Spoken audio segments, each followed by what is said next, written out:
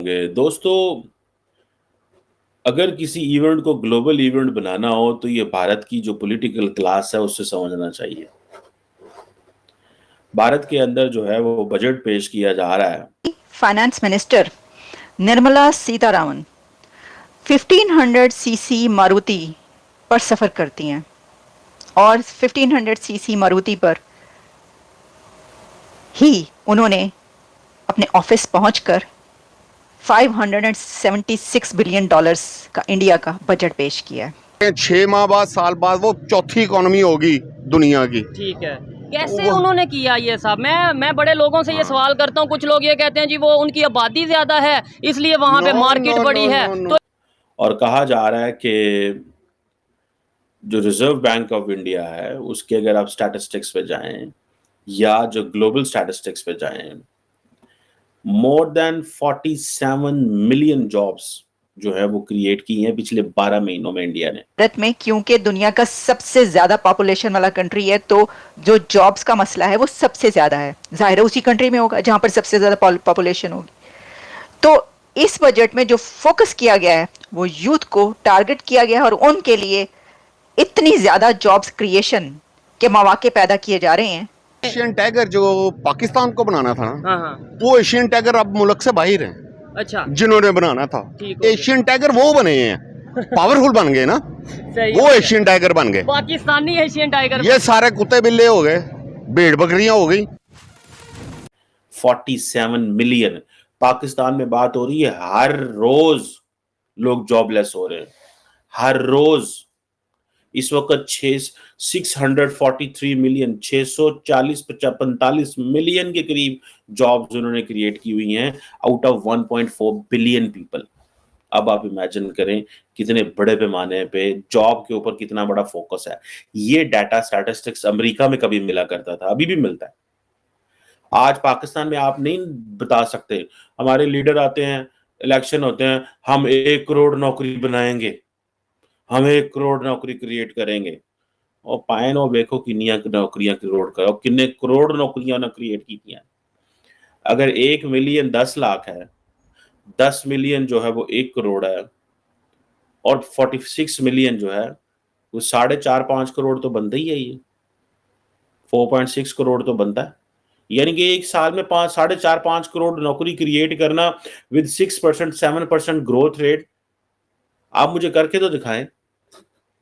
नरेंद्र, अब होता क्या था कि नरेंद्र मोदी को 24 घंटे टारगेट मिलता था अपनी हुकूमत की तरफ से, ऑपोजिशन की तरफ से।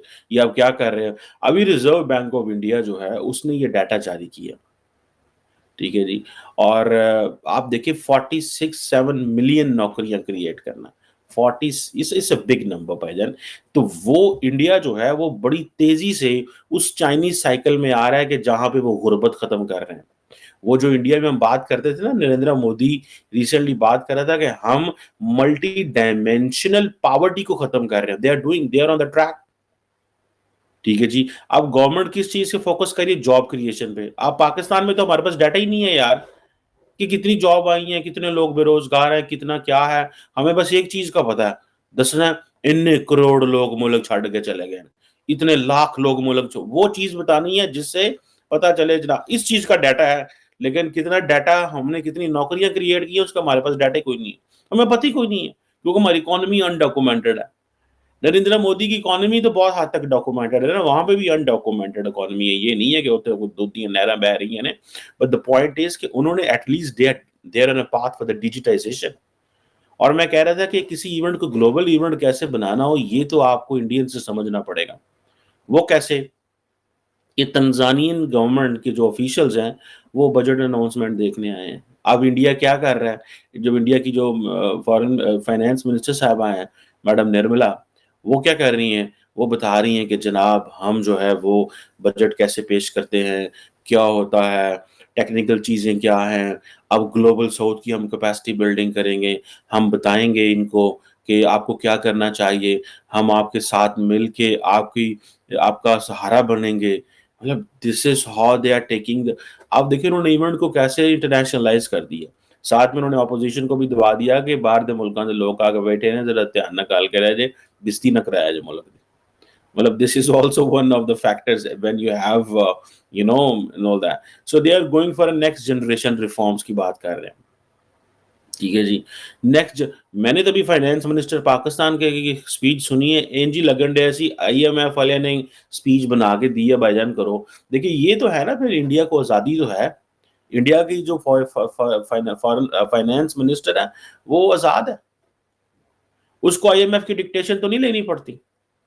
आज तंजानियन ऑफिशियल्स को वो बिठा के वो प्रेजेंटेशन दे रहे हैं, वो क्या मैसेज दे रहे हैं ग्लोबल साउथ को, वो अफ्रीका को क्या मैसेज दे रहे हैं, वो गरीब मुल्कों को या माड़े मुल्कों को की मैसेज दे रहे हैं, हमसे सीखें।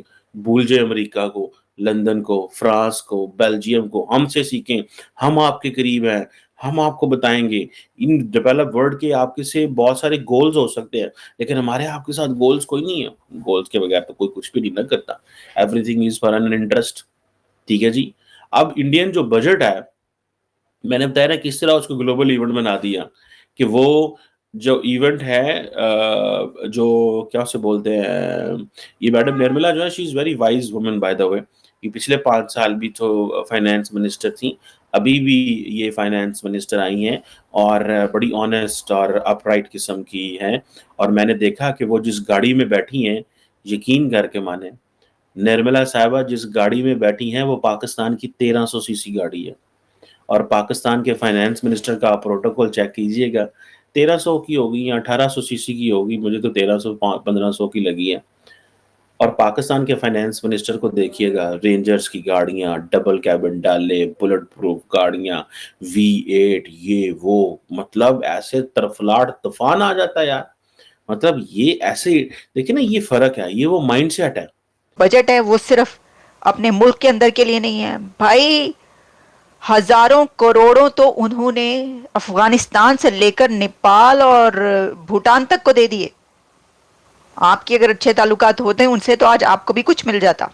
जय हिंद दोस्तों, नरेंद्र मोदी सरकार के तीसरे कार्यकाल का यह पहला बजट वित्त मंत्री निर्मला सीतारमण ने पेश किया है। इस बार के बजट में बिहार और आंध्र प्रदेश को बड़ी राहत मिली है। सरकार ने बिहार के लिए 3 एक्सप्रेसवे समेत कई प्रोजेक्ट का ऐलान भी किया है। बजट सत्र के पहले दिन ही सरकार ने साफ कर दिया है कि इस बार का बजट 2047 तक भारत को विकसित राष्ट्र के रूप में पेश करने पर केंद्रित होगा। लेकिन मौजूदा वक्त में सरकार के सामने कई चुनौतियाँ हैं। निजी उपभोग के खर्च में आई कमी को पूरा करने के लिए आम लोगों के हाथों में ज्यादा पैसा देना होगा। के लिए सरकार को टैक्स में राहत देनी होगी। सरकार के सामने कारपोरेट निवेश में स्थिरता लाना दूसरी बड़ी चुनौतियां हैं, क्योंकि निवेश से सरकारी नौकरियों के अवसर भी बनेंगे। बजट से हर वर्ग को उम्मीदें हैं। ऐसे में आज वित्त मंत्री अपने पिटारे से क्या क्या सौगात देंगी यह दुनिया देख रही है। और यह एक पूर्णतः संतुलित बजट है जो कि मोदी 3.0 के लिए दिशा तय करेगा।